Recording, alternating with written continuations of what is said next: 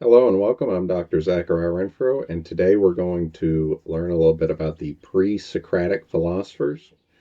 These are the guys that were alive before Socrates and before what we tend to think of as Western philosophy really got to be a thing. I want to make a note. This is not to say that before these guys, there were never any philosophers, and this is not to say that in other parts of the world there weren't people doing philosophy or weren't people doing philosophy at the time.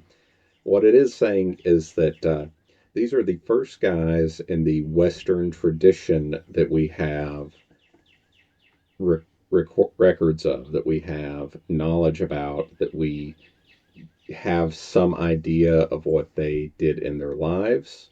So as we go through this, keep in mind these guys are setting the foundation for Western thought as we know it. And again, we want to keep in mind that's not to say there wasn't thought happening elsewhere, but this is what we've got records of, right? Because without records, you can't have history. And without history, you can't build upon the past, right? That's why written language is so important. That's why books and writing are so important, is because they make possible the advancement of society. Without those things, society cannot move forward, right? So here's an overview. Some of the folks we're going to cover. You notice this cartoon here. This shows Thales of Miletus. We'll talk a little bit more about him in detail. But if you like these cartoons, they come from a website, a creator called Existential Comics.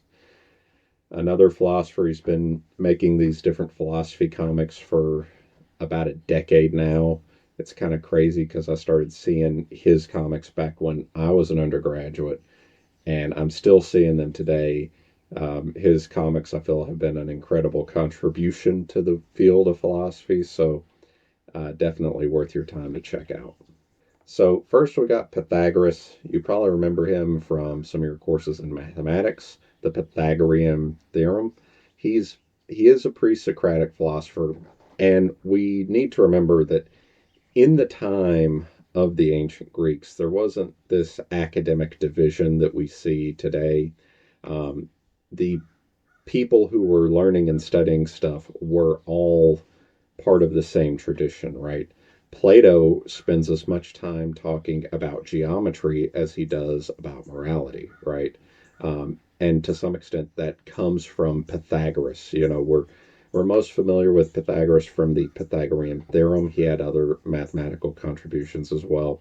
There is some debate about whether he himself came up with the Pythagorean theorem or if he just recorded it because it was being, discussed in other places. And, so he either recorded it from somewhere else, which is still a significant event, or he came up with it himself as other people came up with it. And, that's one of the things that we see throughout ancient societies is there are a lot of societies that, might be nominally in contact with each other, but they're developing some of these ideas and technologies along the same time scale to help us better understand why that might be.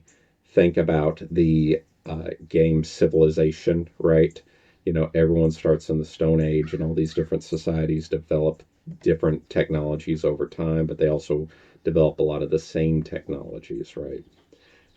Pythagoras, developed a cult basically where they more or less worshipped numbers and geometric truths, and they, to some extent, believed that mathematics were the foundation of the universe and that we should live in accordance with different mathematical principles. And some of those even included things such as not eating beans. They didn't want you to eat beans because, if you farted, it would let out your life force, right? Um, as he got older, his little village, his compound where people were living. It got attacked, burned down. A bunch of his students got killed. Um, but that's the background on Pythagoras. Next, we've got Hippocrates, famous for the Hippocratic Oath. This is something that physicians and nurses still to this day take, which is that they will do no harm. They are in the business of medicine for the well-being of the patient.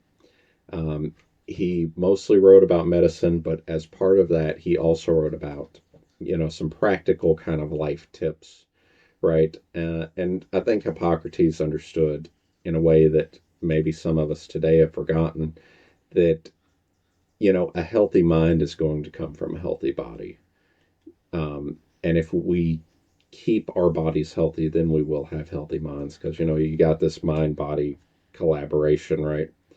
So he did write a little bit about things to do in life and what it means to have a good life. He also wrote a little bit about wisdom and a little bit about different trades and all that. So Hippocrates, he is someone that's talked about by Plato as well, right? Him and Pythagoras both are talked about by Plato.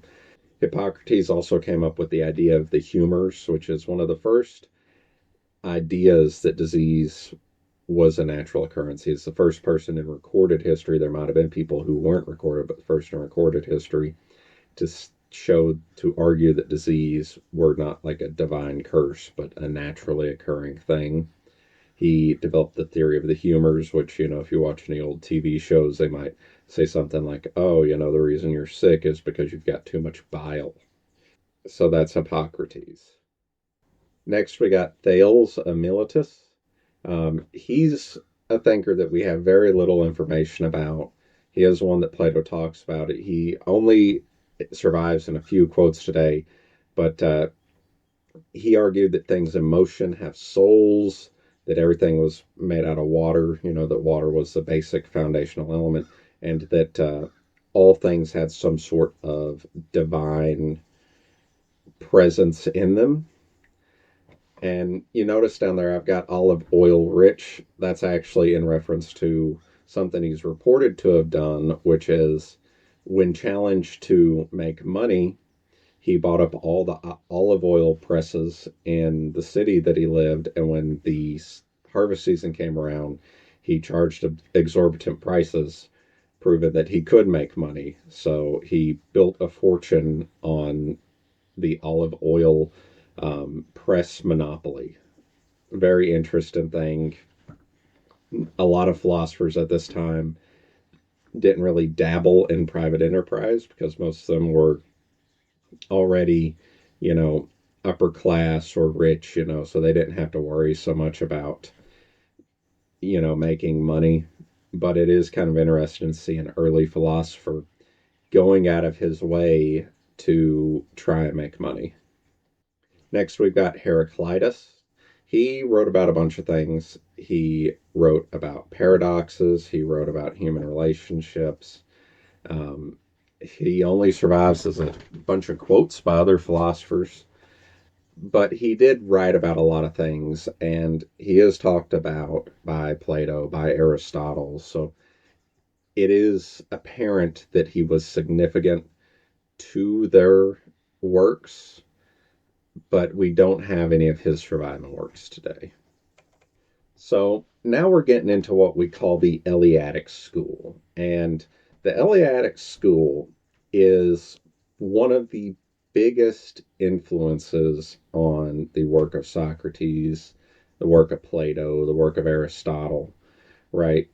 They're a school of philosophy that starts out with the idea that you've got a world of matter created by a superior God, a monotheistic God, and that the matter within this world cannot be changed or destroyed. And we might recognize this from modern science, the conservation of energy and the idea that matter can't be destroyed. So we'll see in just a second that the Eleatics, as a school, argued that everything that exists has pretty much always existed, and that things don't get destroyed, they just transform and transmute into new shapes. So starting off, we've got the earliest of the Eleatic schools, Xenophanes.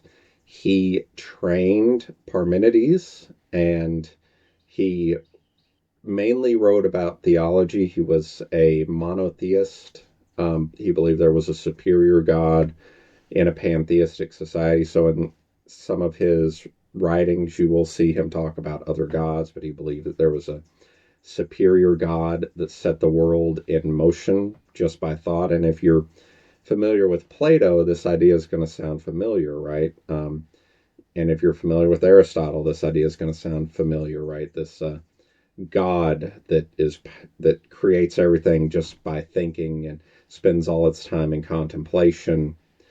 That originates with Xenophanes, right? He's the first to kind of come up with this idea, and we'll see he has a long impact.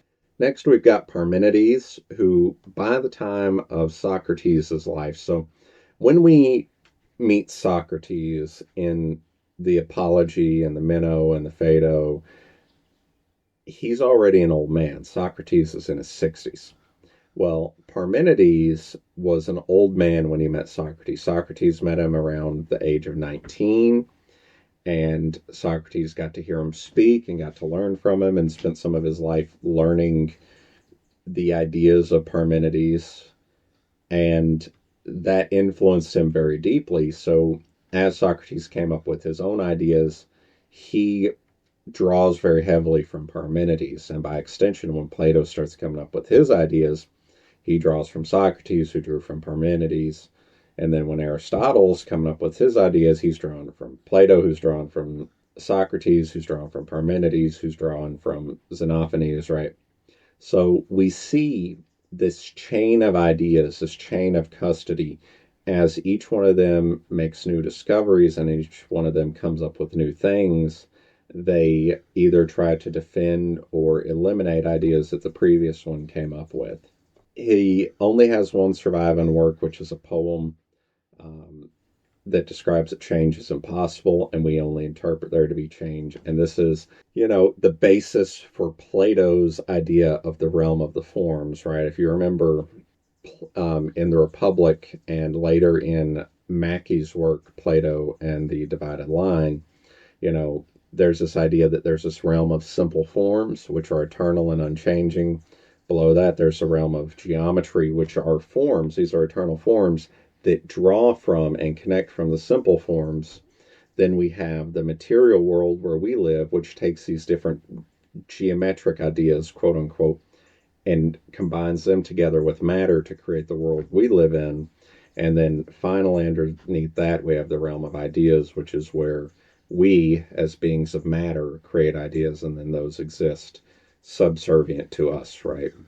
So we see that with Parmenides' idea that there's no change and we're only interpreting there to be change, Plato takes that idea and Socrates takes that idea and they strip back some of that. They say, well, there can be change, but there is stuff that's permanent. There is stuff that is forever.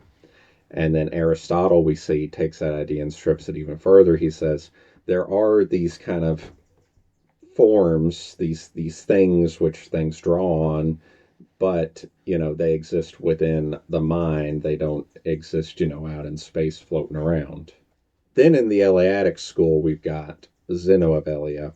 He's a student of Parmenides, and he's most famous for his paradoxes. Um, he tried to disprove the idea of motion. So he had a few of these different paradoxes, which basically says that motion's impossible. And if we think about this, it doesn't seem like much of a paradox. But for example, the paradox of Achilles and the tortoise. Achilles and a tortoise are running, and in order for Achilles to win the race, he must reach the tortoise. But to reach the tortoise, he must first reach the halfway point between the tortoise and himself. But in order to reach that halfway point, he has to reach another halfway point, and he has to reach another halfway point and another halfway point, all the way down until it's basically said that Achilles can't move because he would have to reach an infinitely many number of halfway points, which, is kind of an interesting thought experiment, but we can see it's obviously not true because it doesn't take into account any ideas within the realms of physics, such as acceleration, but it is an interesting thought experiment. And it's something when we think about these paradoxes that Aristotle, he talks about it in his physics, right? He disproves it as well. So Zeno of Elea created a bunch of paradoxes, tried to disprove motion and pluralism, and pluralism, if we remember, let's go back.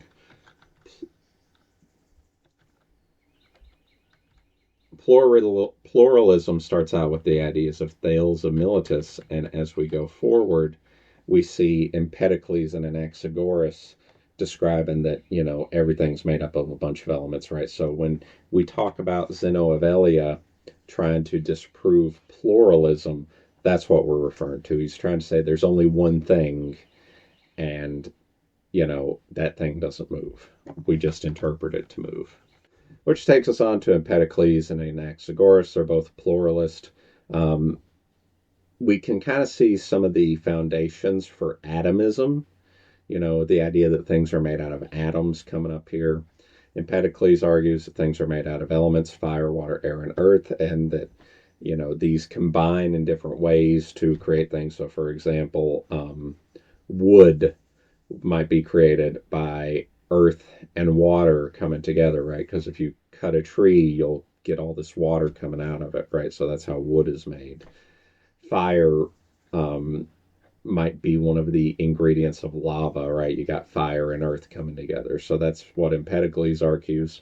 Anaxagoras says that everything's made out of infinitely small substances which combine together. So instead of being fire, water, air, earth, you've got all these basically molecules, right? So again, we're seeing the basis of atomism. Some molecules might have a dirt molecule, it might have a grass molecule, it might have, you know, all these different things. And Anaxagoras is going to argue that, you know, you can't get unlike things from like things. So, it would be impossible to get stone from cutting a tree. So, all these substances, all these molecules have to contain all these component pieces. And, let's keep in mind as we're thinking about this, obviously, modern science has disproved a lot of these ideas, right? But we can see here the basis for some of these ideas. So next we've got Leucippus and Democritus. They're both early atomists, and they argue that things are made up of infinitesimally small things called atoms. Democritus was a student of Leucippus. There's some people that say that Leucippus didn't even exist, but I find their arguments to be unconvincing because if Aristotle mentions Leucippus, then what basis do we have for not thinking he exists? Um, it just seems like they want to take some of the credit away from Democritus. So like I said, I don't find the evidence that Leucippus didn't exist to be very convincing. Leucippus did argue that life was deterministic because everything was made out of atoms, and these atoms are in motion, right? Well, if you know the motion of something, you can calculate where it's going, right? You see a car traveling down the highway at 50 miles an hour. You can calculate by looking at that car and measuring its speed where it's going to be. Leucippus took from that and argued that well, I guess Democrats probably argued this as well. Um, Leucippus took from that and said, well, if we can determine the motion of a car, then we can determine what's going to happen in a person's life, right? And this is actually something that we still see being discussed today. It's called atomistic determinism. There's people out there that argue if you have a computer powerful enough to know the placement of every single atom and every molecule and how the electrons in your brain are going to fire and all the aspects of the world, then you could perfectly calculate what a person's going to do, when they're going to do it, how they're going to do it, so on and so forth, such that it was deterministic. Now, let me say, and this is a problem that also comes up a bit in theology, just because it's theoretically possible to determine what someone is going to do does not mean that it's the case that it actually is deterministic. So, what do I mean by that? I mean that say that I can predict that tomorrow you'll wake up and get out of bed. That does not mean it's predetermined that you'll get out of bed, right? To you as the individual, you're still living in the moment. You're unaware of these things that are going to happen. And if you become aware, like say I show you my calculations, you might actively change based off of that, right? So when there are people that argue that for example, that an all knowing God means that we live in a deterministic universe. Well, just because God knows everything doesn't mean that you, the individual, are experiencing that determinism, right? You're still having to make choices. You're still deciding what to do. It's just that some other outside force is aware of that as well. Democritus also wrote on ethics, which, you know, got a few surviving writings. And let me say this with pre Socratics, if you're finding this stuff interesting, and some people do, some people really like when it comes to the pre Socratics, they like how there's a really strong focus on history, right? On kind of excavation and just trying to discover new writings and all that. If you like this kind of stuff, then I definitely recommend you pick up Philip Wheelwright's book, The Pre-Socratics. Um, Great source on the Pre-Socratics, and I recommend that if you find this interesting, that you take more time to study it. Maybe try and get some specialized education in it because there aren't very many people studying the Pre-Socratics, and it could be one of those things that you might be able to make a unique contribution. Then finally, we're on the last group of Pre-Socratics. So these are the sophists. They're wisdom experts, wisdom teachers. And Plato, if you read the works of Plato, Plato and Socrates did not like these guys. They claimed to be experts in wisdom and they claimed to be able to help you get to know anything. They were essentially paid tutors and paid teachers. They charged very extravagantly for their work, and people were willing to pay. They wanted to learn from these experts in the same way that you might want to learn from a modern day expert in something, right? Some of the key figures are Protagoras, Gorgias, Thrasymachus. They're mentioned in the works of Plato. They taught on a variety of things, and we see from some of the quotes. I got two of the quotes here that they had a slightly different view from what a lot of philosophers might. So we've got Protagoras, who says man is the measure of all things. He's basically saying there's no objectivity, that we're in a purely relative world. Then we get to Thrasymachus, who argues justice is the advantage of the stronger. So he's saying that, there's no such thing as justice, and whatever benefits the most powerful is the just thing. Now, if you're selling services to elites and to, kings or politicians, and you're Thrasymachus, you're probably going to get a lot of business, right? Thrasymachus is going to be very wealthy because he's telling these people things they want to hear. And same for Protagoras, same for Gorgias, right? Like he's he's telling them that, hey, you can do bad things and get away with them, and it's all good because you're powerful and you determine what's right or wrong. So we can kind of see why these guys were so popular, and we can kind of see why Plato and Socrates were kind of countercultural. They were going against the culture of the time. They were going against the leading intellectual figures because they were saying, hey, it's not right to do things just because you're stronger. It's not right to believe that you are the judge of everything, right? So, very interesting conflict. If you're really interested in this, I definitely recommend that you read Plato's Republic. I recommend that you read some of the different works of Plato to see this drama playing out. And you can also see the opposite side of it if you read Aristophanes' Clouds, which is a play that he wrote about Plato and about the other philosophers, basically making fun of them, then you'll see that, this was a hot drama issue. This was something that they were actively arguing about at the time. I hope you enjoyed this talk on the Pre-Socratics. If you are one of my students, I can't wait to hear what you say in the forums. If you are watching this on YouTube, leave a comment, like, subscribe. Let me know what you think. Do you have any interest in this Pre-Socratics? And I hope you have a wonderful day. Thank you.